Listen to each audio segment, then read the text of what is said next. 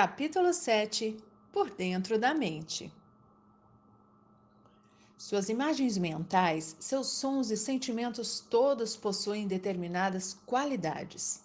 Suas imagens, por exemplo, têm brilho e cor, seus sons têm ritmo e tom, seus sentimentos certa textura e temperatura.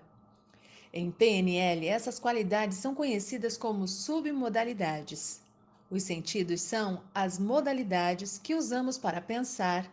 Assim, as qualidades da experiência sensorial são submodalidades.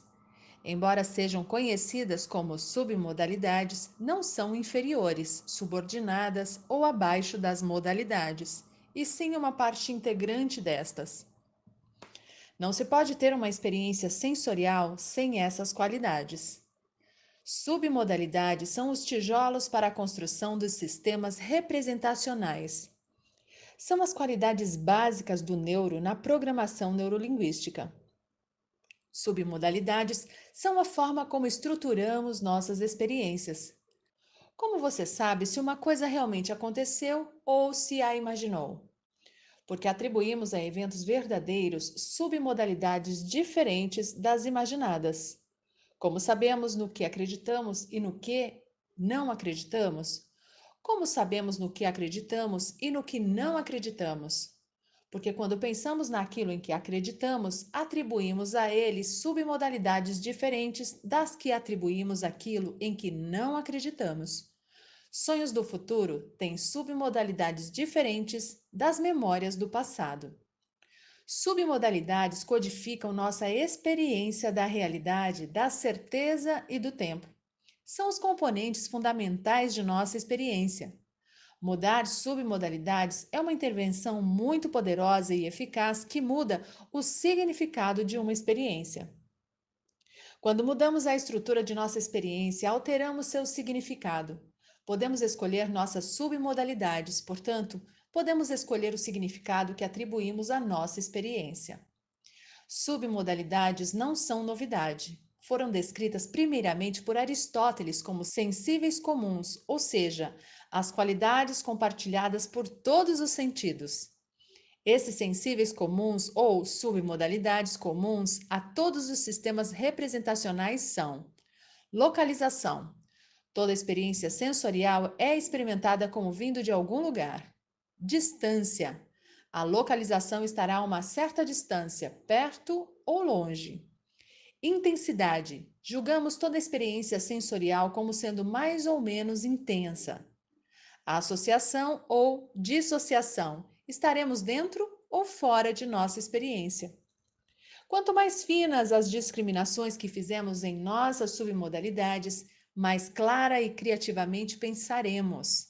Ser capaz de fazer uma fina distinção nas submodalidades dos sistemas representacionais também é a base do talento e da realização em muitas profissões. A capacidade de criar imagens mentais claras é a base da arte, do design e da arquitetura. O talento musical é a capacidade de fazer muitas distinções auditivas finas. O talento atlético é a capacidade de fazer distinções finas no sistema sinestésico, levando a uma consciência e a um controle corporais maiores. Ser capaz de notar e desfrutar de submodalidades sinestésicas é também a base de todo prazer. Submodalidades digitais e analógicas. Digital significa variar entre uma série de estados. Qualidades digitais são ou. Por exemplo, um interruptor de luz pode estar ligado ou desligado. O código binário de computadores pode ser 1 ou 0. Submodalidades digitais são agudamente diferenciadas. Por exemplo, uma imagem pode ser associada ou dissociada. Não pode estar no meio, embora às vezes possa alternar-se rapidamente entre as duas coisas. Exemplos de submodalidades digitais são associadas, dissociadas, enquadradas, desenquadradas e bi ou tridimensionais. Analógico significa variação contínua entre limites. Por exemplo, imagens podem variar continuamente entre escuras e muito brilhantes, não havendo qualquer distinção absoluta entre uma imagem brilhante e uma escura. Exemplos de submodalidades analógicas são brilho, tamanho e volume. Submodalidades visuais, associada a dissociada, vista através de nossos próprios olhos ou olhando para nós mesmos. Cor, em cores ou em preto e branco. Limite, com moldura ou sem moldura. Profundidade, bi ou tridimensional. Localização, esquerda ou direita, para cima ou para baixo. Distância, perto ou longe. Brilho, brilhante ou escuro. Contraste, bem ou mal definido. Foco, nítido ou embaçado. Movimento, parado, suave ou espático. Velocidade, rápido ou lento. Número, imagens em tela única, tela dividida ou telas múltiplas. Tamanho, grande ou pequeno. Submodalidades auditivas, verbais ou não verbais, palavras ou sons. Direção, estéreo ou mono. Volume, alto ou baixo. Tom, suave ou estridente. Timbre, fino ou som completo. Localização, para cima, para baixo, esquerda ou direita. Distância, perto ou longe. Duração, contínua ou descontínua. Velocidade, rápida ou lenta. Clareza, claro ou abafado. Alcance, agudo ou grave. Submodalidades sinestésicas. O sistema representacional sinestésico abrange as seguintes submodalidades: vestibular, equilíbrio, proprioceptivo, consciência corporal, táctil, toque. Sensações e sentimentos podem também ser primários, uma sensação corporal, meta, um sentimento em relação a outra coisa. As submodalidades sinestésicas seguintes aplicam-se a todas essas categorias: localização, onde no corpo, intensidade, alta ou baixa, pressão, forte ou suave, extensão, grande ou pequena, textura, áspera ou lisa, peso, leve ou pesado, temperatura, quente ou fria, duração, longa ou curta, contínua ou descontínua, forma, regularidade, movimento parado ou em movimento. Submodalidades olfativas e gustativas. Odor e sabor são partes importantes da experiência, mas não são facilmente descompostos em submodalidades, exceto em laboratórios de nutricionistas e químicos especialistas em sabores.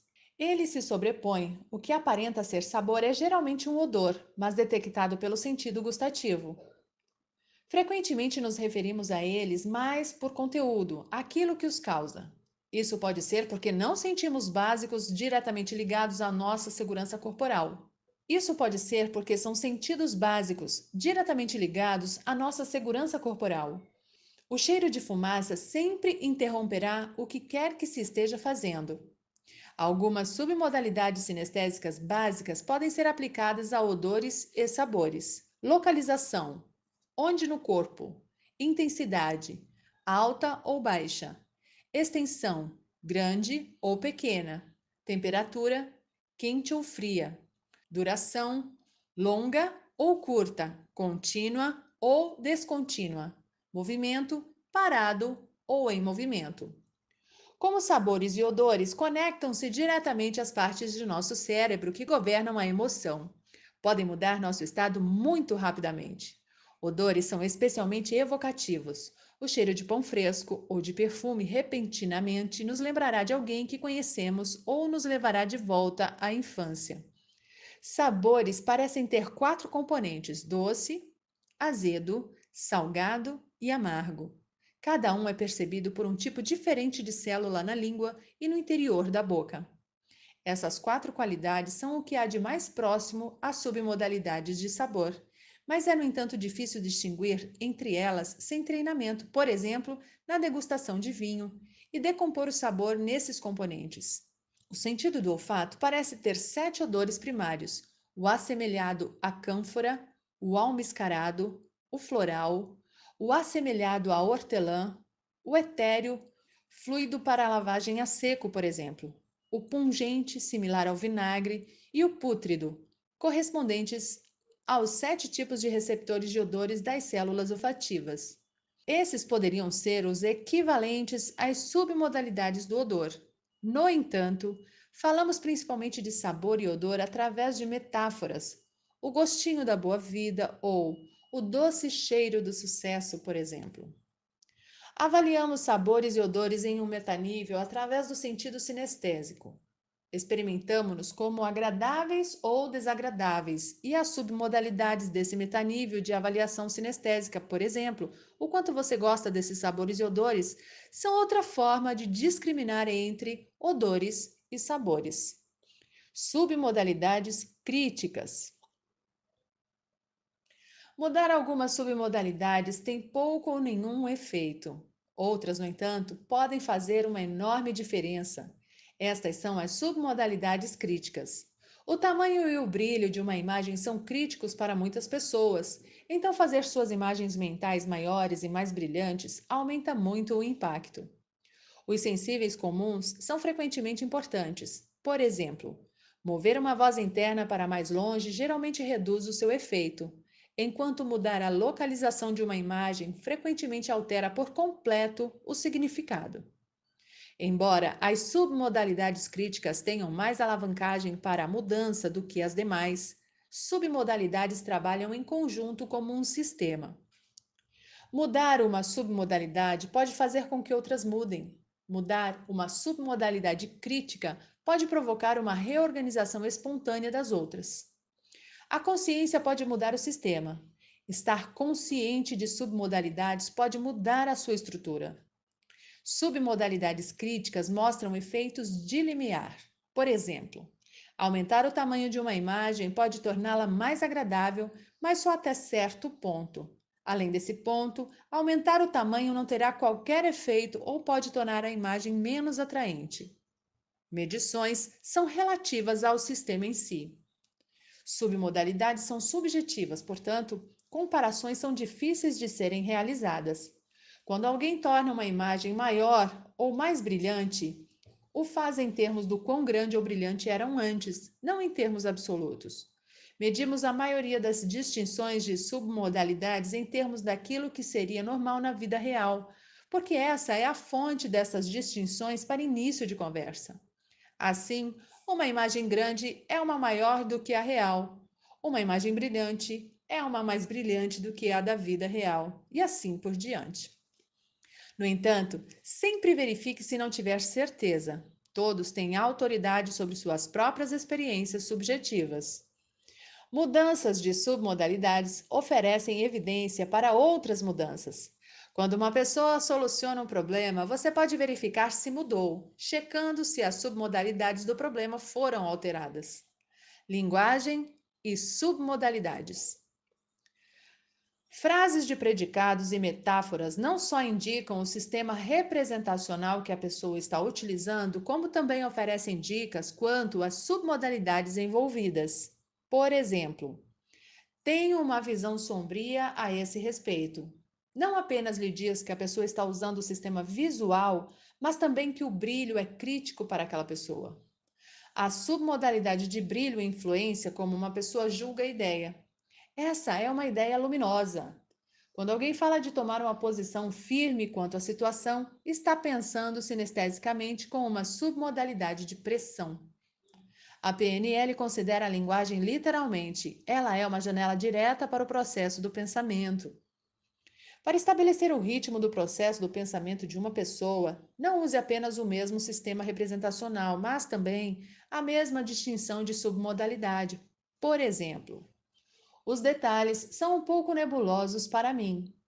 O que precisa saber para torná-los mais claros? Você tem que manter a pressão. Como você sugere que eu assuma com firmeza aqui? Algo me diz que não está muito certo. O que preciso saber para que soe bem?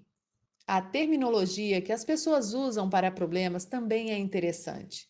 Algumas falam de bloqueios ou obstáculos. Outras dizem que estão emperradas. As pessoas falam de serem sobrepujadas, de se afogarem em problemas, serem puxadas em direções diferentes ou serem empurradas ao limite.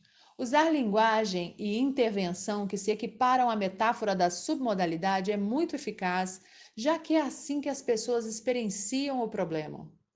Às vezes, pode ser bastante útil traduzir essas submodalidades através de sistemas representacionais. Por exemplo, então você se sente emperrado. É definitivamente uma questão pegajosa. Como você se vê emperrado? Isso dá a uma pessoa uma nova perspectiva e um novo conjunto de submodalidades visuais para aplicar e que pode trazer novos recursos. Eliciando submodalidades.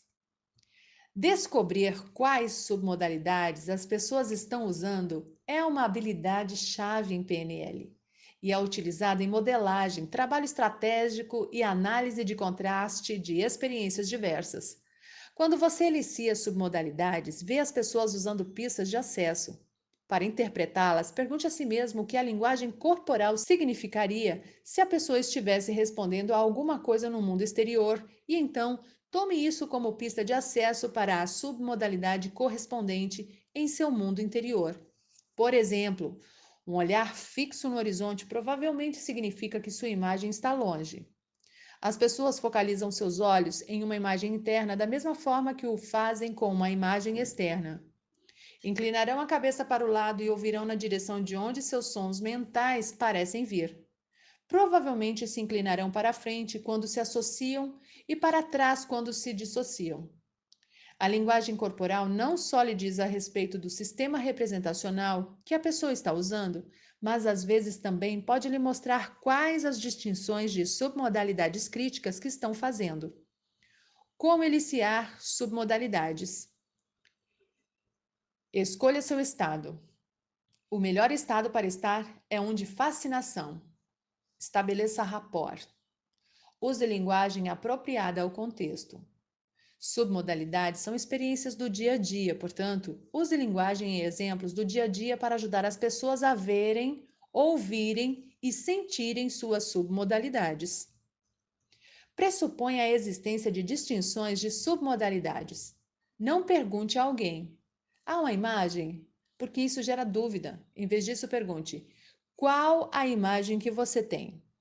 Se a outra pessoa não tiver consciência de uma imagem ou tiver dificuldade em distinguir submodalidades, use o quadro como se você pudesse ver uma imagem, como seria? De forma alternativa, poderá acompanhar e liderar dizendo algo como: sei que não tem consciência de uma imagem, mas faça de conta que existe uma, e sendo assim, como ela é? Seja direto. Ajude a pessoa a ver, ouvir e sentir as distinções de submodalidades. Peça a ela que veja o que viu e que ouça o que ouviu. Evite dizer coisas como: tente criar uma imagem maior. A palavra tente elicia dificuldade e esforço. Você consegue fazer com que a imagem fique maior? A resposta a essa pergunta é sim ou não, e fim de conversa. A pessoa não precisa empreender qualquer ação. Pressuponha que possa e peça que o faça. Por favor, torne a imagem maior. Mantenha um acompanhamento ativo. A eliciação muda a experiência à medida que a outra pessoa torna-se consciente dela e assim as submodalidades podem se deslocar durante a eliciação. Se você for prolixo, se arrisca a que mudem ainda mais. Use tom e ritmo de voz acelerado. Não dê tempo à pessoa para que se confunda. A primeira resposta é geralmente a mais precisa. Elicie, não instale. Não sugira distinções de submodalidades e sim dê liberdade ao cliente para que explore sua experiência subjetiva e descubra o que tem. Não pressuponha que será igual à sua. Procure e ouça pistas não verbais. Pistas de acesso a submodalidades são as mesmas que poderia esperar se a pessoa estivesse realmente vendo, ouvindo e sentindo externamente. Assim, se uma pessoa fitar o horizonte à sua direita, sua imagem mental provavelmente está longe à sua direita. Se mover sua cabeça para trás, provavelmente estará próxima. Se inclinar a cabeça para a esquerda, o som estará vindo da esquerda. Use sua própria linguagem corporal para ajudar o cliente. Existem padrões universais de linguagem corporal e de tom de voz que você pode usar durante a iniciação. De modo geral, se levantar as sobrancelhas, as pessoas considerarão isso como convite para falar. Se as abaixar e desviar o olhar, parecerá um convite para se calar. Tonalidade. Um padrão universal de linguagem corporal é relacionado à tonalidade. Se você aumentar a inflexão de sua voz no fim de uma sentença, será geralmente percebido como pergunta. Quando mantém a voz nivelada, geralmente é percebido como afirmação. Se conduz o tom de voz no final de uma sentença, geralmente é percebido como um comando ou uma ordem. Análise de contraste de submodalidades. A essência dessa técnica é tomar duas experiências e encontrar as diferenças em suas estruturas de submodalidades. Essas mostrarão as diferenças críticas que dão a essas experiências seus significados. Pense em algo em que acredita, uma afirmação absoluta de fato. Por exemplo, que você tem olhos azuis ou cabelos castanhos ou que mora em uma casa. Enquanto pensa nisso, que imagens, sons ou sentimentos vêm à sua mente? O conteúdo da imagem não tem a menor importância, só o que importa são as qualidades da imagem. Olhe para a imagem e relacione as submodalidades. Ouça quaisquer sons ou vozes e relacione as submodalidades. Quais os sons é irrelevante para este exercício? As qualidades dos sons é que são importantes. Agora sinta quaisquer sensações e sentimentos que representem essa crença. Certifique-se de que são sensações e sentimentos que fazem parte de sua representação dessa crença. O sentimento provavelmente será de certeza ou confiança e é um meta-sentimento. Um sentimento sobre outra coisa. Você pode usar planilha de submodalidades para essas listas. Planilha de submodalidades: visuais, auditivas e sinestésicas. Experiência 1, experiência 2, diferenças críticas. Agora faça a mesma coisa para algo em que não acredita. Por exemplo, que a lua é feita de queijo verde ou que todos os políticos são pessoas honestas e tementes a Deus. Mais uma vez, olhe para, ouça e sinta a maneira pela qual você representa essa crença. Relacione novamente as submodalidades das imagens, dos sons e dos sentimentos que você tem e que representam essa não crença. Agora, compare as duas listas. Haverá diferenças críticas. Uma imagem pode ser associada e a outra dissociada, por exemplo. Uma imagem pode estar em uma parte diferente de seu campo visual. Essas diferenças de submodalidades são como você codifica a crença em comparação à descrença. Um conjunto de submodalidades significa que você acredita naquela afirmação. O outro conjunto significa que não acredita nela. Quando você avalia aquilo em que acredita e aquilo em que não acredita, são essas as diferenças que procura ouvir, ver e sentir. Existem algumas aplicações muito interessantes desse material. Você pode usá-lo para mudar crenças. Você pode mudar uma crença limitante, por exemplo, para uma potencializadora. É claro que mudar uma crença não muda nada, mas como crenças agem como permissões, mudar uma crença pode abrir possibilidades em sua vida que até então estavam fechadas. Você também pode usar essa técnica para facilitar a cura, aproveitando uma ocasião para a cura rápida e fácil utilizando essas submodalidades para pensar em uma ferida recente. A análise de submodalidades é uma técnica poderosa e é importante que qualquer mudança seja ecológica. Verifique a ecologia em primeiro lugar. Se a mudança não for ecológica, não permanecerá. As submodalidades reverterão para o que eram antes, já que submodalidades são um sistema e têm inércia e equilíbrio naturais. Qualquer mudança de submodalidade tem que ser apoiada em um nível mais elevado ou não permanecerá. O swish. O swish é uma técnica que utiliza mudanças de submodalidades críticas. Ela muda comportamento ou hábitos indesejáveis ao estabelecer um novo direcionamento. Aquilo que costumava disparar o comportamento antigo incitará um movimento na nova direção. Isso é mais poderoso do que simplesmente mudar o comportamento. O switch pode ser usado em qualquer sistema representacional. Eis os passos para o switch visual. 1. Identifique o problema. Este pode ser um comportamento ou hábito que deseja mudar, ou qualquer situação a que deseje responder com mais recursos. 2. Identifique a imagem que dispara o problema. Trate esse problema como uma realização. Como saber quando fazê-lo? Quais as pistas específicas que sempre o precedem?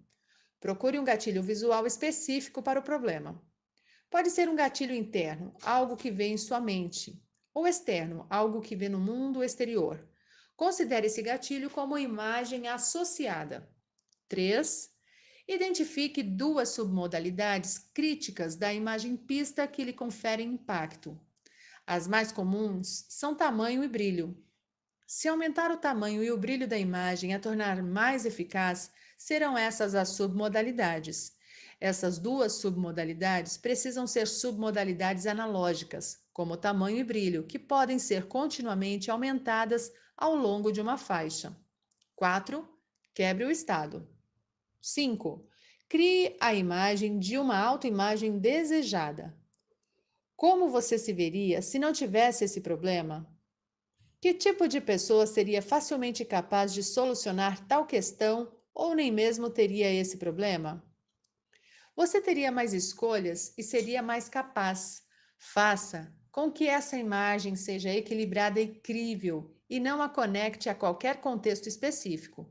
Certifique-se de que seja ecológica. Ela precisa ser motivadora e muito atraente. Torne-a uma imagem dissociada. 6. Quebre o estado. 7. Coloque as imagens na mesma moldura. Volte para a imagem do problema. Torne-a uma imagem grande e brilhante caso essas sejam suas submodalidades. Certifique-se de que seja uma imagem associada. Em um canto da imagem, coloque sua autoimagem desejada nas submodalidades opostas, como imagem pequena e escura, dissociada. 8. Faça o switch das duas imagens. Rapidamente transforme a imagem pequena e escura em grande e brilhante e a expanda até que preencha a moldura. Faça com que a imagem do problema fique escura e encolha ao nada. Faça isso muito rapidamente. Ao mesmo tempo, imagine algum som que se encaixe com o movimento, como swish. 9. Quebre o estado visualmente. Abra os olhos se os tiver fechado e faça com que o quadro fique em branco. Olhe para uma outra coisa qualquer. 10. Repita o switch e quebre o estado. Faça isso pelo menos 3 vezes muito rapidamente. Certifique-se de quebrar o estado entre cada switch ou estará se arriscando a fazer o switch do problema de volta novamente. 11. Teste e faça a ponte ao futuro. Tente acessar o problema mais uma vez. O que está diferente? Às vezes, você não conseguirá obter a imagem pista novamente da mesma forma. Às vezes, você começará a falar a respeito do problema usando o tempo do verbo no passado. Soluções de problemas. Se o switch não funcionar, você pode não ter o gatilho correto, você pode não ter a submodalidade crítica, a autoimagem pode não ser forte ou atraente o suficiente. Volte e verifique as submodalidades críticas e desenvolva uma autoimagem que seja congruente. O switch pode ser usado em qualquer sistema representacional. O padrão básico é encontrar a pista, identificar as submodalidades críticas para essa pista, criar a representação de como você quer ser, o tipo de pessoa que não teria esse problema. Use o mesmo sistema representacional que o da pista do problema. Represente a pista nas submodalidades críticas e torne-a associada. Faça com que a autorrepresentação desejada seja dissociada nas submodalidades opostas. Rapidamente substitua a representação da pista pela autorrepresentação desejada. Quebre o estado e repita pelo menos 5 vezes, quebrando o estado entre cada switch. Teste. Dissociação visual sinestésica. Aqueles que não se lembram do passado estão condenados a repeti-lo. George Santayana. Às vezes, não aprendemos com experiências porque não gostamos de revisitá-las. Podem ser dolorosas de serem lembradas, o que significa que as estamos lembrando de uma forma associada. Podem ser de tal forma dolorosas que de maneira alguma queremos nos lembrar delas. Ocasionalmente, são de tal forma ruins que bloqueamos completamente todo o sistema representacional visual para que jamais encontremos aquela imagem específica novamente. Então, dizemos que não temos consciência de quaisquer imagens internas.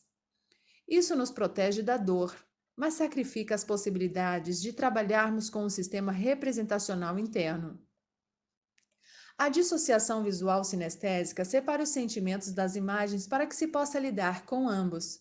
Tem sido usada com sucesso para lidar com acidentes e ferimentos, fobias, disfunções de estresse pós-traumático, vítimas de guerra traumatizadas. Foi usado em Sarajevo em 1999 para ajudar vítimas de guerra, abusos emocionais e sexuais. A técnica pode também ser utilizada para limpar recordações dolorosas no sistema auditivo, mas é usada predominantemente para o sistema visual, já que geralmente é aí que as sinestesias dolorosas se formam. Essa técnica é difícil de realizar sozinho, já que o evento pode ser muito doloroso e difícil para que você lide com ele sozinho. Os principais passos são: primeiro, obter rapport com seu cliente e estabelecer o acompanhamento de sua experiência. Segundo, estabelecer uma âncora de segurança de salvamento que pode ser usada se a experiência for intensa demais. Terceiro, ajudá-lo a dissociar da imagem e mudar as submodalidades críticas que conferem a ela tanto poder. Quarto, desintegrar a recordação através da mudança das submodalidades, ajudando o cliente a observar o evento mais uma vez dissociado, para que possa aprender com a lembrança. Quinto, encontrar o recurso certo nessa situação e trazê-lo para essa experiência. Sexto, fazer ponte ao futuro. Ao realizar a dissociação do evento passado e dissolver a sinestesia, você será capaz de ver o evento de uma nova forma e, assim, deixar que fique em paz. Isso não é negação. Você não está negando que o evento tenha acontecido, sabe o que aconteceu, mas agora é capaz de lidar com a situação e ir adiante. Não é mais um problema em seu presente. Aprendendo com a experiência. Eis uma excelente maneira de aprender com experiências dolorosas para que não cometa o mesmo erro novamente. Esse padrão funciona para todos os tipos de experiência desagradável, exceto fobias ou traumas. Para estes, você necessitará do processo de cura rápida de fobia. Ver a página 123. Parte 1. Recorde-se de um evento desagradável em sua vida. Ao fazê-lo, certifique-se de que se vê nessa situação como se na televisão ou em uma tela de cinema. Fique fora da experiência. Ao assistir o desdobramento dessa recordação a partir desse ponto de vista, observe o que acontecia naquele momento, o que outras pessoas fizeram que tenha contribuído para a situação e como foi impossível para você controlar todos os aspectos da situação. Observe o que você fez naquele momento. O que estava tentando alcançar? Volte ao presente. O que pôde aprender com esse incidente para que não se repita daquela forma? Parte 2. Ao pensar naquela experiência, o que gostaria que tivesse acontecido? Com o benefício da visão retroativa, como deveria ter agido para alcançar aquilo que deseja? Imagine-se fazendo isso agora em sua mente. Permaneça dissociado para que possa se ver agindo na situação em uma tela mental. Reviva o incidente em sua imaginação, mas agora se veja fazendo algo de forma diferente e observe como a situação se resolve de uma forma melhor. Se estiver satisfeito com isso, imagine-se voltando à situação e vivenciando como deseja agir de forma associada. Esteja de volta à situação, olhando através de seus próprios olhos, agindo da forma pela qual deveria ter agido e obtendo o resultado que desejava. Então, esvazie sua tela mental. Faça isso pelo menos 10 vezes, revivendo o evento da forma pela qual você preferiria que tivesse ocorrido e então esvaziando sua tela mental ao final de cada replay. Pode ser rápido. Leve o que aprendeu com o incidente para ajudá-lo no futuro. Deixe a dor do incidente no passado. Trate outras más experiências da mesma forma. Lembre-se delas como incidentes separados. Se veja de volta na situação e aprenda o que puder com ela, para que possa evitar incidentes similares no futuro. Parte 3. Agora pense em uma situação que foi boa para você. Retorne a essa situação agora, vendo através dos próprios olhos e sentindo as boas sensações mais uma vez. Esteja associado à situação. Desfrute da recordação. Observe o que fez que contribuiu para seu sucesso. Exatamente o que fez para que fosse bem-sucedido? Em quantas situações como essa você pode pensar? Elas têm algo em comum? Como pode aprender com esses eventos para realizar ainda mais deles no futuro?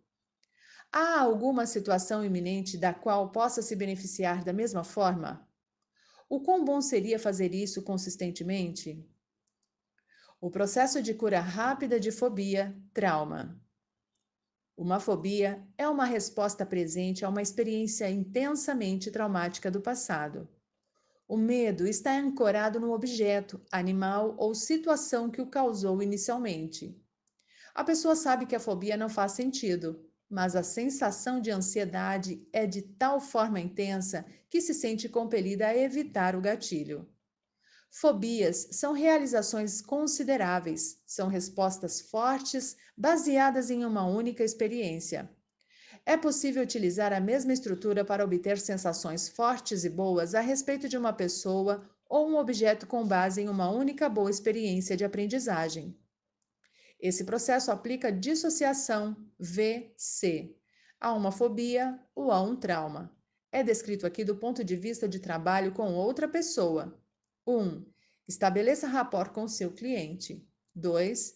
Peça que pense em sua fobia de forma rápida e fugaz.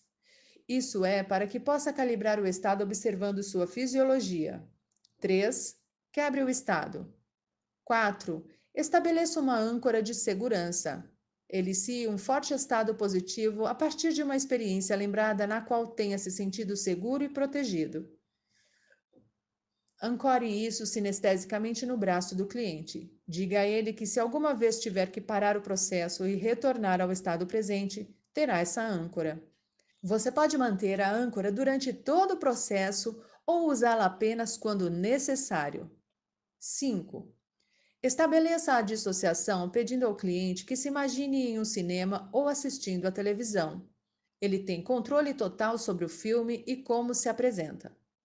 Poderá desejar que apareça em preto e branco ou como uma pequena imagem difusa. Ele controla as submodalidades críticas da imagem. 6. Peça ao cliente que selecione o rolo de filme ou a fita de vídeo de sua vida que contenha o trauma ou a primeira experiência forte que estabeleceu a fobia. Nem sempre pode ser possível obter a primeira ocorrência da fobia, mas pegue uma que seja intensa e a primeira de que possa se lembrar. Ajude o cliente a manter seu estado dissociado. Peça que assista ao filme. Peça a ele que se veja na tela desde um pouco antes do início do incidente, quando ainda estava seguro, até depois de um incidente ter ocorrido, quando estava novamente seguro. Pode ser útil ver o filme em preto e branco em uma tela pequena, se tamanho e cor forem submodalidades críticas. Se necessário, dissocie o cliente duplamente, peça que ele se veja vendo a si mesmo na tela. Mantenha o estado utilizando a linguagem correta. Aqui e agora, observando a pessoa na tela lá e naquele momento. Este passo estará completo quando o cliente puder ver esse incidente na tela sem entrar em um estado de fobia. Observe-o cuidadosamente, você terá calibrado o estado no passo 2. 7. Quebre o estado. 8. Ajude o cliente a aprender com essa experiência. O que era importante? Houve algo positivo nessa experiência ou com relação à fobia? 9. Diga ao cliente que interrompa o filme no final.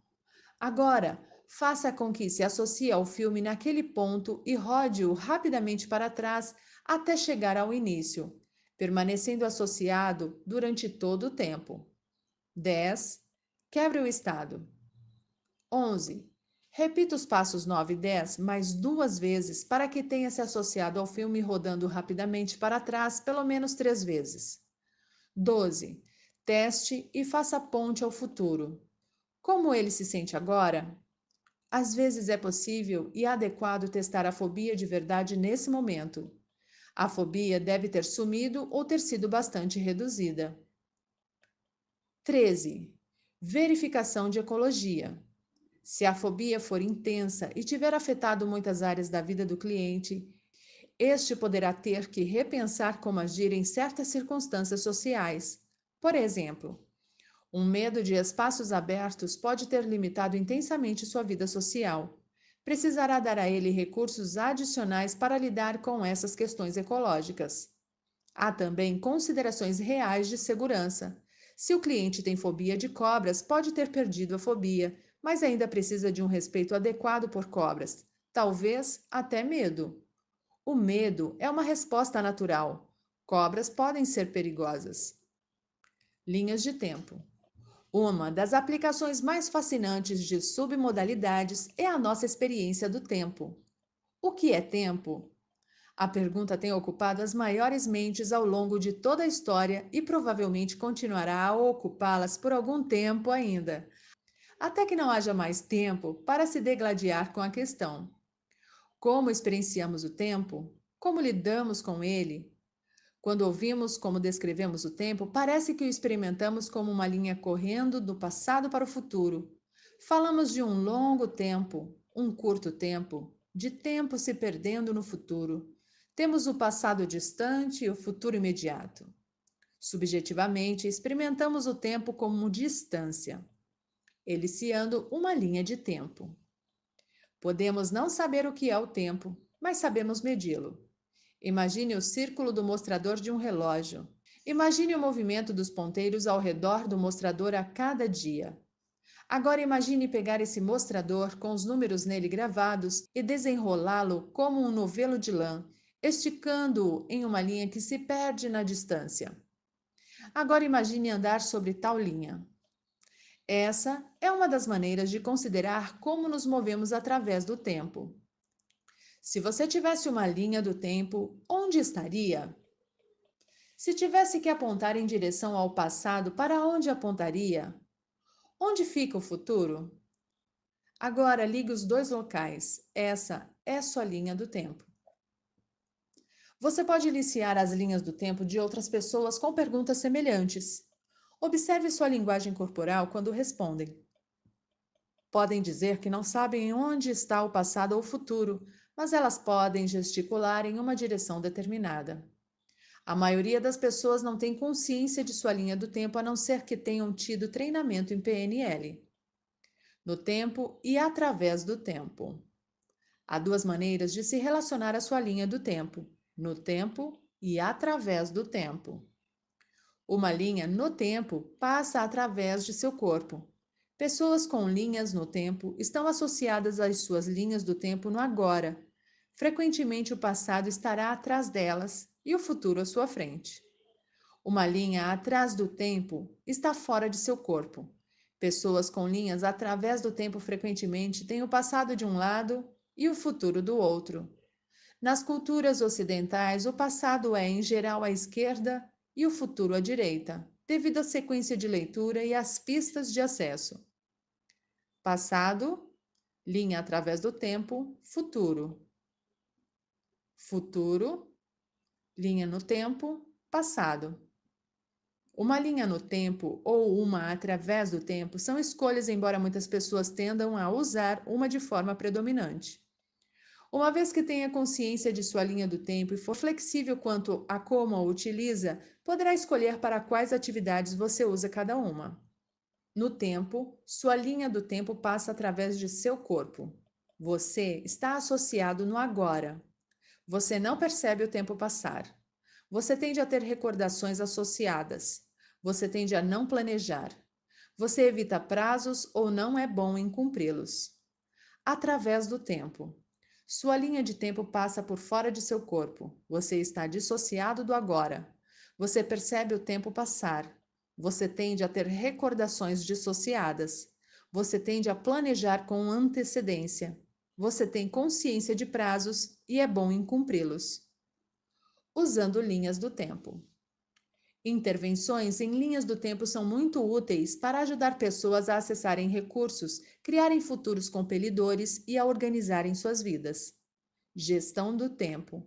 Uma linha no tempo é boa para desfrutar do momento. Uma linha através do tempo é essencial para planejamento, gestão do tempo e para olhar para o futuro. A ironia de muitos cursos de gestão do tempo é que são elaborados por pessoas através do tempo para pessoas através do tempo. Não fazem qualquer sentido para pessoas predominantemente no tempo.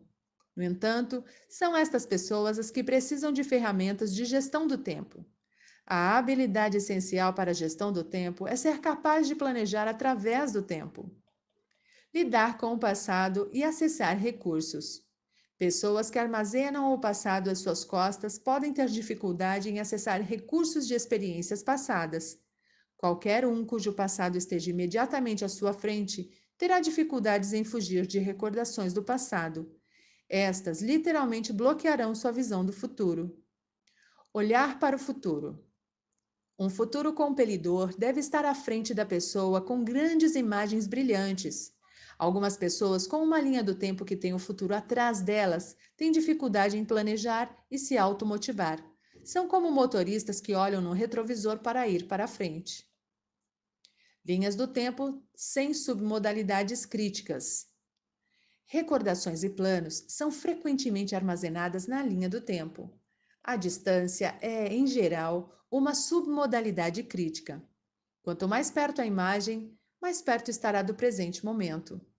Às vezes, quanto mais brilhante e maior a imagem, mais próximo estará do momento presente, embora isso possa ocorrer como resultado de perspectiva. Ecologia. Nosso sentido de tempo é crucial para a nossa identidade. Reorganizar linhas do tempo é uma forma poderosa de mudar a realidade de uma pessoa. Sempre que fizer quaisquer mudanças em sua linha do tempo ou na de outra pessoa, certifique-se de que sejam ecológicas. Estabelecendo uma linha do tempo. Linhas do tempo podem ser imaginadas, mas geralmente é mais fácil e mais forte tornar a linha do tempo em algo físico, ancorando-a no espaço para que se possa caminhar do passado para o futuro e retornar. Você pode usar essa técnica sempre que precisar pensar sobre experiências passadas ou planejar metas futuras ou ajudar alguém a fazê-lo. Caminhando pela linha do tempo. Onde está sua linha do tempo? Aponte para o passado. Agora, aponte para o futuro. Imagine uma linha ligando os dois pontos. Imagine essa linha no chão. Oriente-se de forma que esteja sobre a linha de frente para o futuro. Como esse futuro lhe parece? Até onde parece se estender? Olhe para trás em sua linha do tempo em direção ao passado. Como lhe parece? Até onde parece se estender? Saia da linha do tempo e olhe diretamente para ela. Agora, você está através do tempo, em uma metaposição em relação à sua linha do tempo. O que pensa de sua linha do tempo? O que pode aprender dela? Volte para sua linha do tempo. Caminhe de volta para o passado, observando recordações poderosas de recursos ao fazê-lo. Pare quando sentir que caminhou o bastante. Agora caminhe para frente, trazendo essas experiências e esses recursos poderosos do passado com você para o presente, como uma presença do passado. Como se sente? Pense em um resultado futuro que deseja. Adentre o futuro no ponto em que deseja tê-lo. Olhe para trás a partir desse ponto futuro para o agora e imagine os passos e estágios que teria que atravessar para ir do então agora para o agora futuro. Volte ao presente com esse conhecimento de como alcançar seu resultado. Linguagem do tempo. Você pode descobrir muito a respeito de como as pessoas pensam sobre tempo em conjunto com suas submodalidades críticas, ouvindo sua linguagem. Por exemplo, foi no passado obscuro e distante. Ele tem um futuro brilhante. Estou olhando para frente e esperando pelas férias. Ponha o caso atrás de você. O tempo está se esgotando. O tempo está do meu lado. O tempo é de tal forma importante que o usamos para organizar nossa linguagem. Verbos podem estar no passado, presente ou futuro, dependendo de se a ação descrita foi completada, contínua ou estiver por acontecer. Conjugações de verbos podem ser usadas para colocar um problema no passado, por exemplo. Isso tem sido um problema, não? Observe como isso oferece uma experiência diferente de isso é um problema, não é? E isso vai ser um problema, não vai? Este último é um exemplo de pressuposição inútil, porque para responder à pergunta terá que aceitar a pressuposição de que o problema se estenderá no futuro. Também usamos advérbios e preposições para embaralhar nosso senso de colocação de uma ação no tempo. Por exemplo, antes, após, durante, quando, até, simultaneamente, anteriormente, subsequentemente. Esses termos nos posicionam no tempo e afetam nossa experiência. Por exemplo, observe como as sentenças a seguir o afetam. Antes de sair, quero que me ajude. Depois que você sair, quero que me ajude. Antes de você sair, mas depois que tiver tomado café, quero que me ajude. Como saber o que fazer primeiro? Você atribui diferentes submodalidades aos eventos, geralmente arranjando-os em seu espaço mental. O mais próximo será o primeiro a ser realizado. Plano de ação. 1. Às vezes, parece que a PNL diz respeito à solução de problemas. Não é verdade. Problema é geralmente uma palavra negativa. Significa apenas que há uma diferença entre o que você tem e o que você quer. Quando você não gosta do que tem e deseja se afastar disso, então você tem um problema remediativo. Muitas pessoas pensam que problema se refere a problemas remediativos. No entanto, quando você gosta do que tem, mas deseja algo melhor, tem uma classe diferente de problema, um problema generativo. Problemas generativos são muito melhores de se ter. Quando você tem algo bom, ainda poderá torná-lo melhor mudando as submodalidades. Pense em uma recordação agradável. Observe as submodalidades. Você pode torná-la ainda mais agradável? Mude as submodalidades. Observe o efeito. Torne a imagem maior, mais brilhante, mais próxima. Isso torna a recordação mais agradável? Experimente com as submodalidades da recordação até que se torne a mais agradável possível. 2. Encontre sua própria linha do tempo. Enquanto observa sua linha do tempo, como ela o ajuda a compreender como você pensa no passado e no futuro? Por exemplo, alguém que tem uma linha de tempo passado curta terá que amontoar muitos eventos em um espaço curto e pode ter dificuldades em se lembrar exatamente há quanto tempo algo aconteceu. Alguém com uma linha de tempo futuro curta pode ter dificuldade em olhar para adiante ou poderá amontoar o futuro em um espaço curto e perder perspectiva. A extensão de sua linha de tempo futuro não tem qualquer ligação esotérica com quanto tempo você viverá. Se for curta, significará apenas que poderá ter dificuldades em planejar o futuro. Sua linha do tempo não foi fixada para sempre quando você nasceu. Você a criou. Pode mudá-la. Busque escolha e flexibilidade. Você desejará ser no tempo para muitas atividades agradáveis, mas através do tempo para o planejamento de atividades no futuro. Quer seja no tempo ou através do tempo, experimente com ambos como segue. Imagine entrar em sua linha do tempo. Se for através do tempo, imagine entrar em sua linha do tempo de forma que passe através do centro de seu corpo. Como é a sensação? Você poderá se sentir mais embasado, mais no momento. Agora saia novamente da linha. Se for no tempo, Imagine-se saindo de sua linha do tempo e vendo-a passar por fora de seu corpo. Poderá se sentir um pouco mais objetivo, um pouco mais capaz de adotar uma visão geral. Agora, entre nela outra vez. Você tem a escolha: estar no tempo ou através do tempo. São estados e recursos dependendo daquilo que deseja fazer. Assista ao vídeo do filme Sociedade dos Poetas Mortos, estrelado por Robin Williams e Ethan Wake, mesmo que já o tenha visto.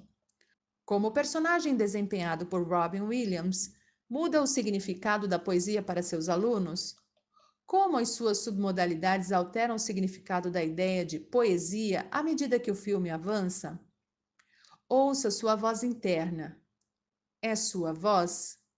De que direção parece vir? O quão alta é? Como você a tornaria mais agradável para que seja uma alegria ouvi-la?